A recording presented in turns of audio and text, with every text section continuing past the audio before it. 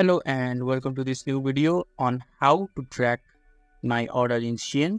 So if you are new here, subscribe and press the notification bell icon so you don't miss any upcoming further videos. Now let's get started. So firstly, you need to open the web browser of your choice. In the top of the web browser, there will be a search bar. Click on the search bar and type Shein and press enter in the keyboard.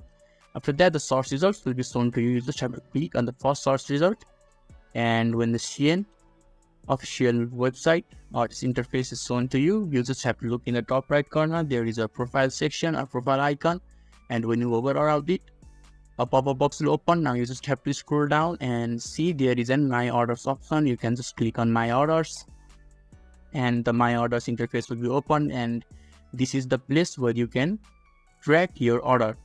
Currently I don't have any order, so there isn't any details, but if you have previously made an order, then it will show you the total details about the orders, about the processing, if it has been shipped or not, about the reviews, and if you have returned previously. So this is the place where you can track your order in Shein. So if this video was helpful to you, give a thumbs up button. Thank you.